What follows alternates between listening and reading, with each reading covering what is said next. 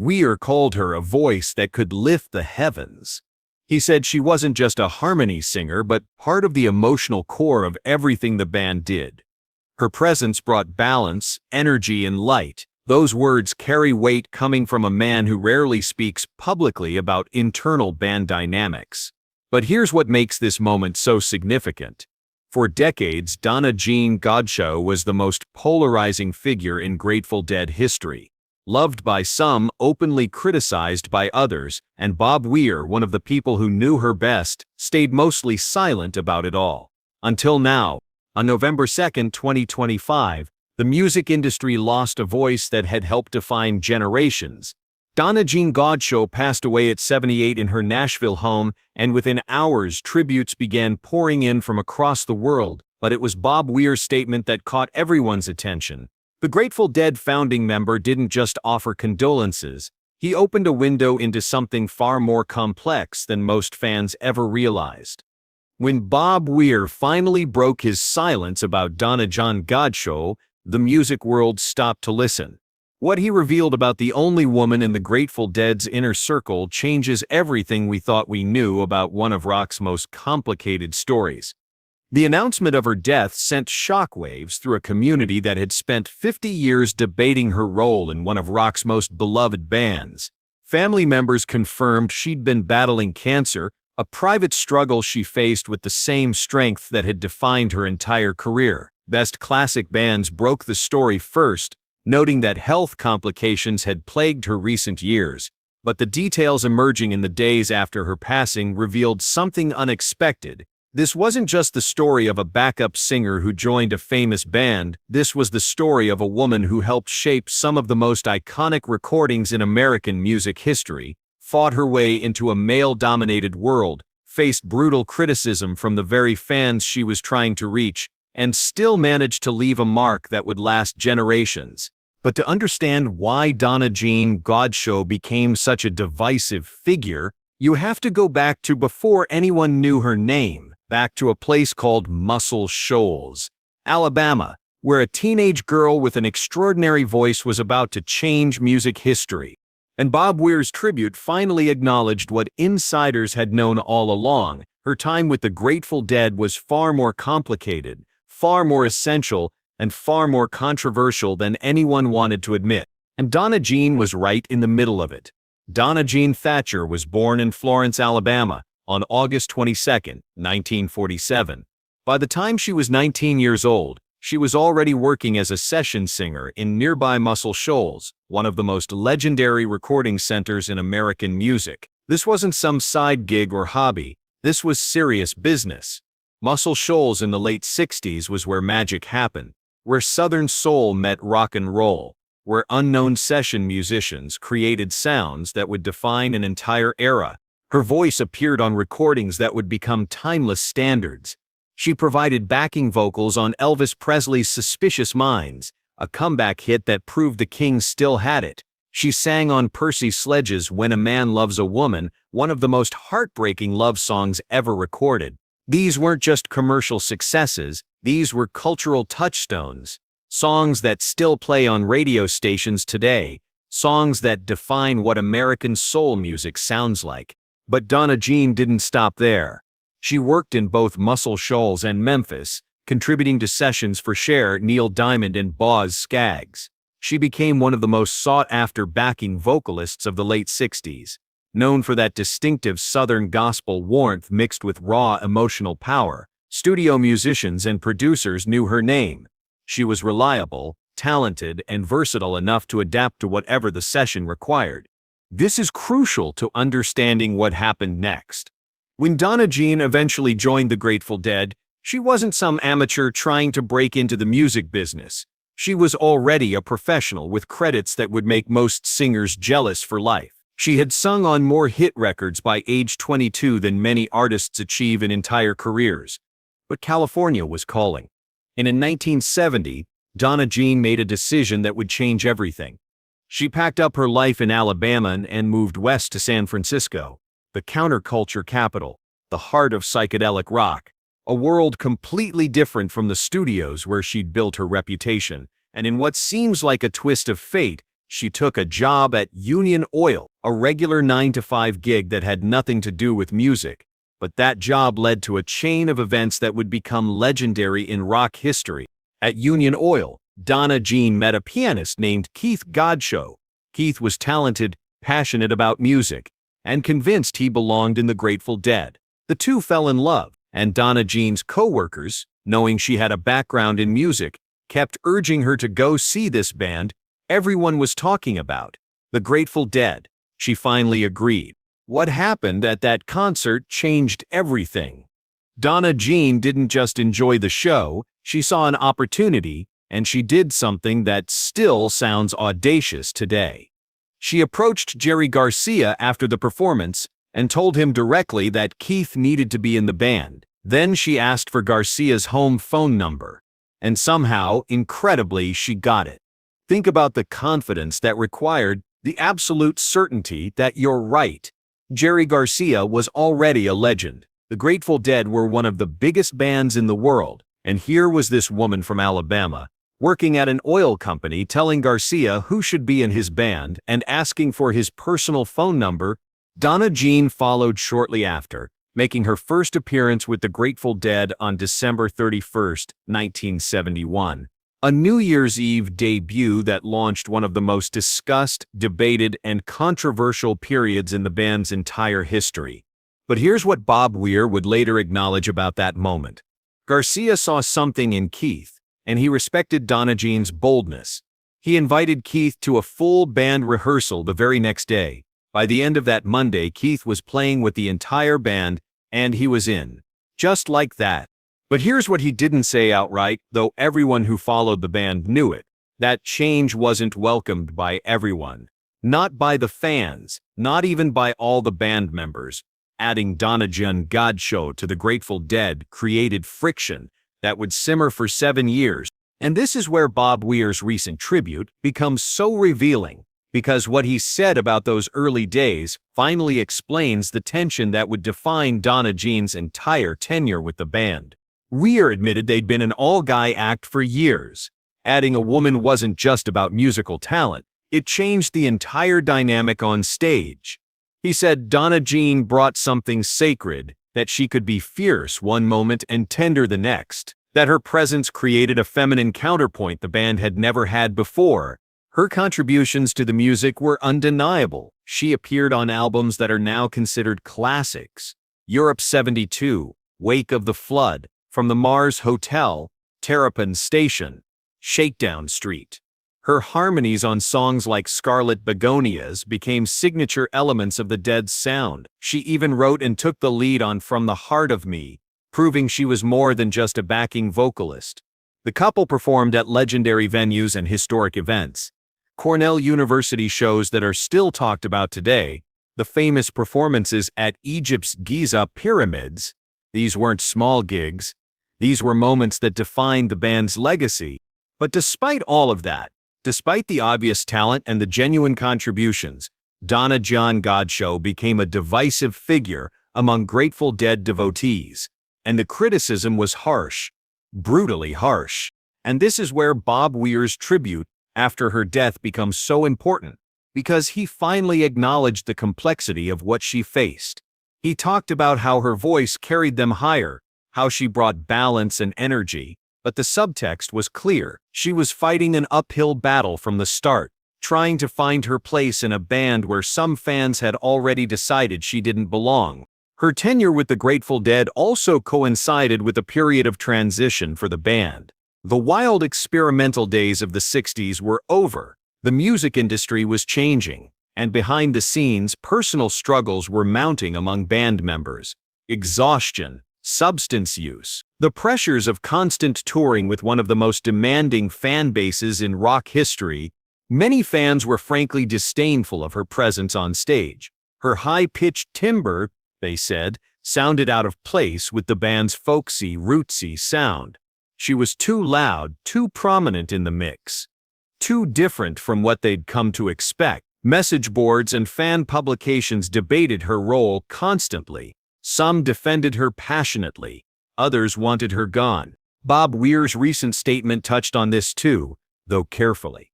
He talked about how the band had been all guys for so long, how Donna Jean's presence changed things. The implication was there for anyone paying attention. It hadn't always been easy. For her, for the band, for anyone. Donna Jean and Keith were right in the middle of all of it, and by the late 70s both of them knew something had to change. In 1979, after 7 years with the Grateful Dead, Donna Jean and Keith made the difficult decision to leave.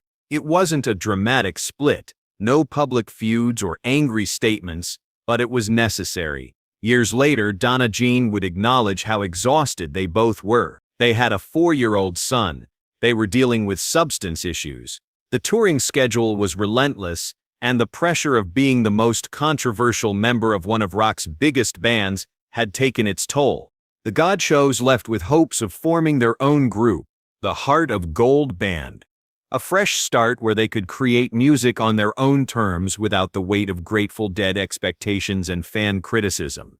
But tragedy struck before they could fully realize that dream. In 1980, just 1 year after leaving the Grateful Dead, Keith Godchaux died from injuries sustained in a car accident. He was only 32 years old.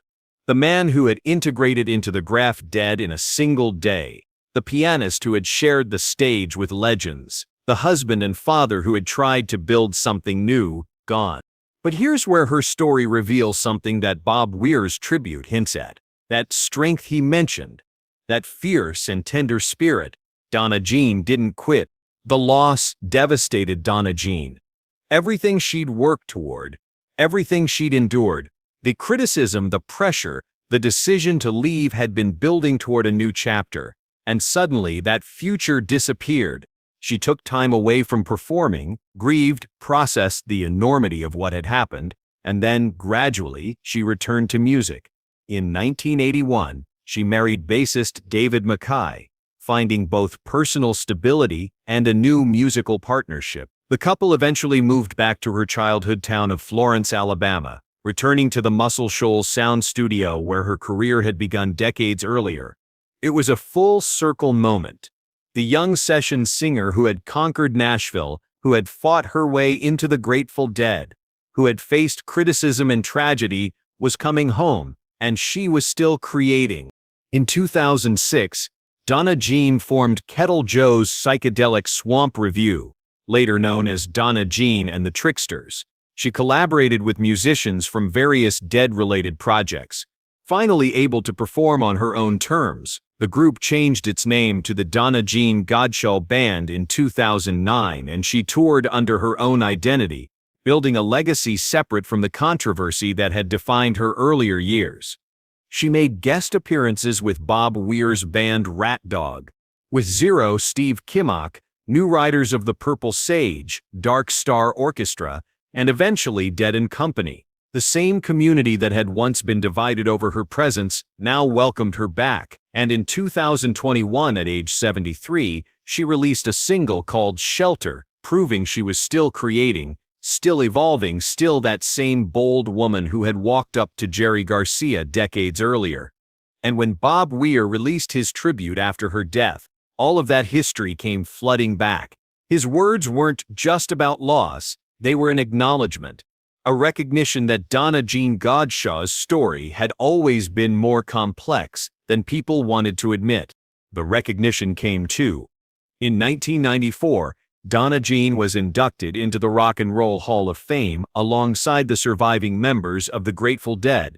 Whatever controversy had surrounded her tenure, the Hall of Fame acknowledged what mattered. She had been part of something historic. In 2016, her home state honored her with induction into the Alabama Music Hall of Fame, celebrating both her session work and her contributions to rock music. These weren't consolation prizes. These were validations of a career that had spanned multiple genres and generations, from soul and R&B to psychedelic rock and jam band culture, from teenage session singer to Rock and Roll Hall of Fame inductee.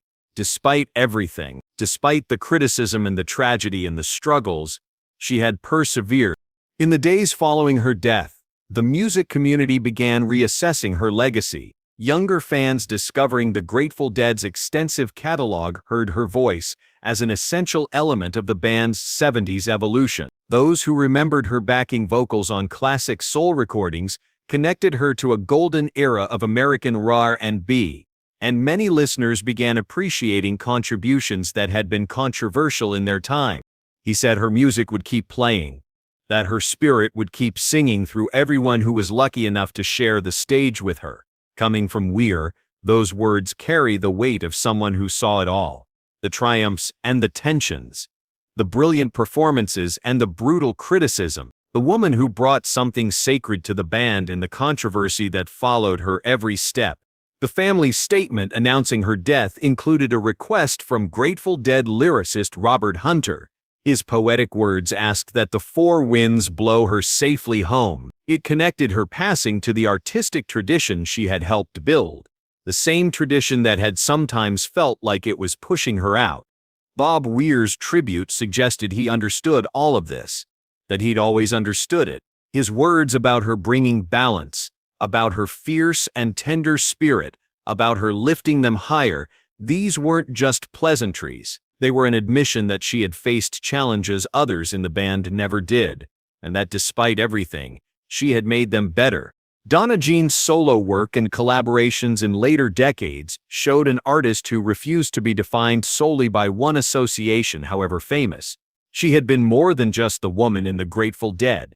She had been a pioneering session singer, a Rock and Roll Hall of Fame inductee, a survivor who rebuilt her career after devastating loss, a mother who left a legendary band to protect her family, a woman who returned to her roots and kept creating for decades. The complexity of her reception during her Grateful Dead years was being re-examined. What if the criticism hadn't been about talent? What if it had been about change? About a fan base uncomfortable with a woman entering their sacred space, about people resistant to evolution. Her decision to leave the Grateful Dead had been motivated partly by concerns for her young son, priorities that extended beyond career considerations. Her marriage to David Mackay lasted over 4 decades, providing stability that supported her continued musical activities. The return to Alabama wasn't just a career move. It was a homecoming, reconnecting with community and tradition while continuing to create new music. Her voice had graced some of the 20th century's most beloved recordings. Suspicious Minds, When a Man Loves a Woman, Scarlet Begonias. The music never stopped. She represented a bridge between different musical worlds and generations, between Muscle Shoals soul and San Francisco psychedelic rock, between the studio precision of session work and the improvisational freedom of jam band culture. When she passed away on November 2nd, surrounded by family in Nashville, she left behind a legacy that defied simple categorization, from soul backing vocalist to psychedelic rock pioneer, from controversial band member to respected elder stateswoman of American music. The challenges she faced, both professional and personal, had been met with determination that allowed her to keep creating for over 5 decades. The controversy that surrounded her Grateful Dead years doesn't diminish her legacy. If anything, it adds depth to a story that will continue influencing musicians and touching listeners for generations to come. Because Donna Jean Godchaux proved something essential, that you could face the harshest criticism from the people you were trying to reach. You could lose your partner and your band in the span of a year. You could be divisive and polarizing and still create something that mattered. And Bob Weir's tribute finally gave voice to what many had suspected all along, that Donna Jean Godchaux's story wasn't just about music. It was about breaking barriers, about facing criticism and persisting anyway, about being the only woman in a room full of men and demanding to be heard, about losing everything and rebuilding from scratch, about coming home. Bob Weir's words after her death weren't just a tribute. They were a truth that had been waiting decades to be spoken. Donna Jean wasn't just part of the band, she was part of the emotional core. Her presence brought balance, energy, and light. And those nights when her voice carried them higher, those moments defined an era, whether everyone wanted to admit it or not.